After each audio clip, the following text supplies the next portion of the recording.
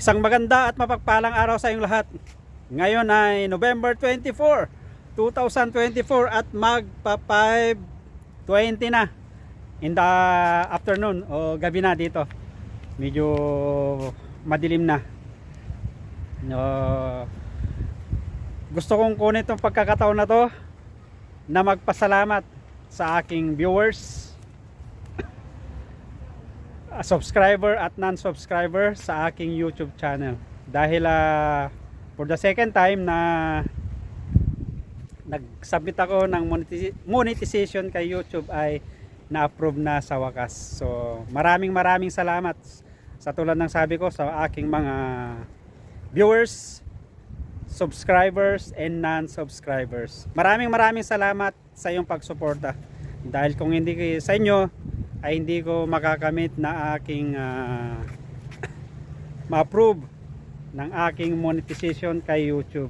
Actually, pang second time ko na to na mag-ask ng monetization kay YouTube. Nung una, na-denied.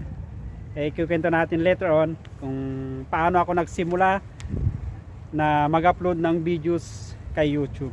Actually, since pandemic, dahil andito ako sa bansang Kuwait na nagtatrabaho, ay ang hirap umuwi ng time na yan kasi ang daming protocol.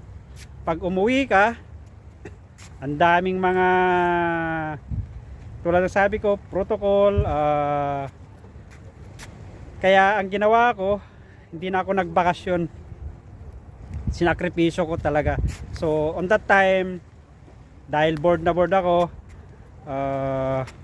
sa kapapanood din ng mga ibang YouTubers, inaisip ko na mag-upload din ng aking videos. So yun ang umpisa.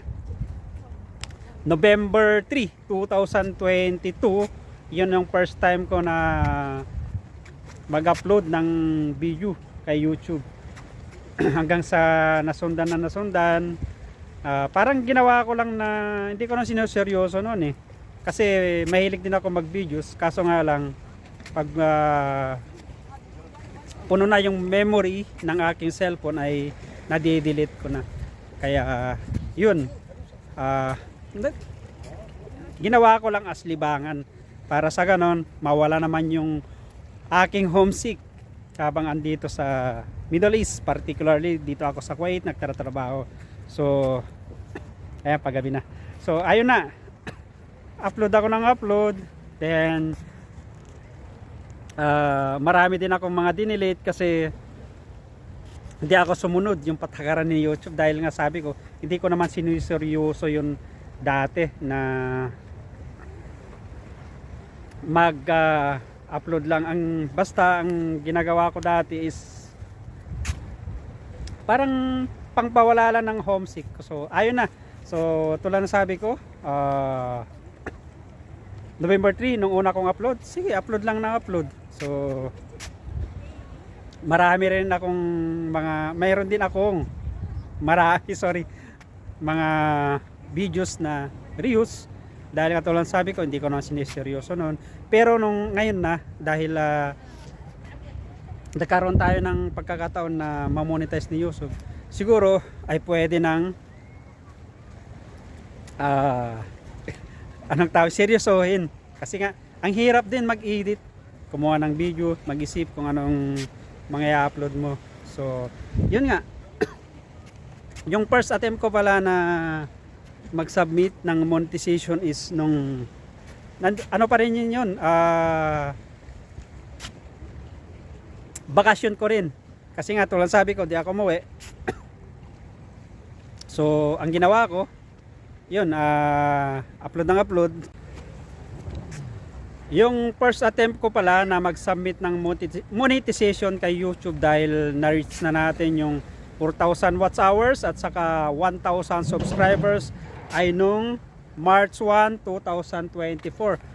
Kaso nga lang, by March 2, naka-receive tayo ng email galing kay YouTube na denied tayo. Pero hindi pa rin ako nawalan ng pag-asa.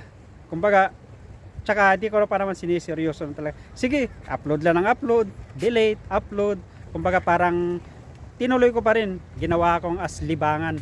So hanggang sa kahapon, December 23, 2024, ayun, dahil day off ko, naisipan ko ulit na mag-submit ng yun nga, monetization kay YouTube, at nagpapasalamat ako dahil paggising ko ng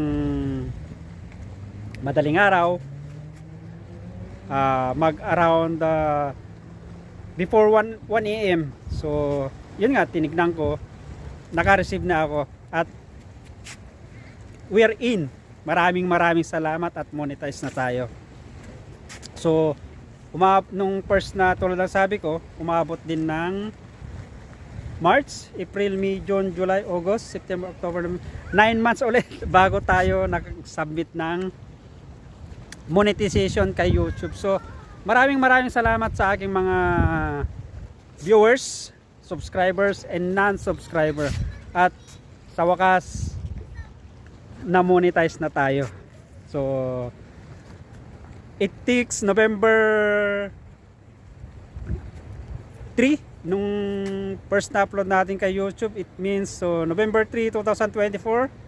So 2024, it takes ngayon ay December 24, 2024.